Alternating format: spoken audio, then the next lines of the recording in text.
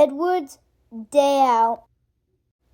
Once upon a time, there was a little engine called Edward. He lived in a shed with 5 other engines. They were all bigger than Edward and boasted about it. "The driver won't choose you again," they said. "He wants big, strong engines like us."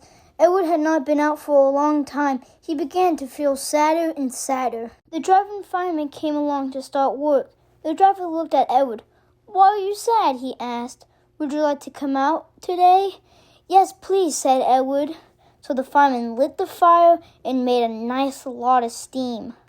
Then the driver pulled the lever and Edward puffed away. "Peep, peep," he whistled.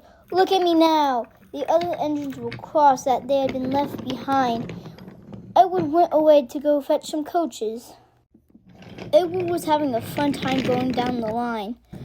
He saw all of his friends pulling trains just down the line to destinations, possibly new and old. The station pilot shunted the coaches in a nice neat rack and left. Edward soon arrived at the station.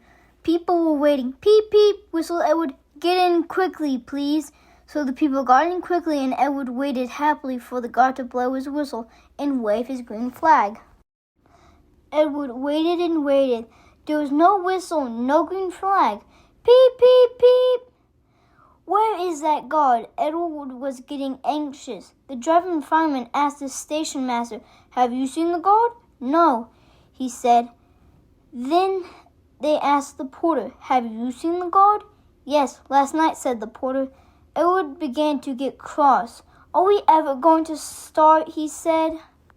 Just then, a little boy shouted, "There he comes!" And there the guard was, running down the hill with his flags in one hand and a sandwich in the other. He ran onto the platform, blew his whistle, and jumped into the van.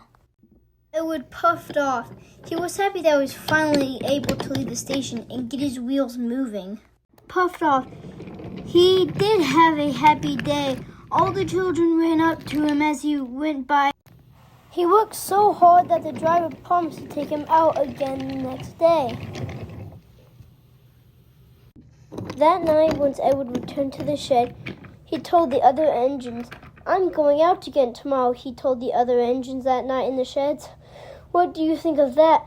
But he didn't hear what they thought, for he was so tired and happy he fell asleep at once.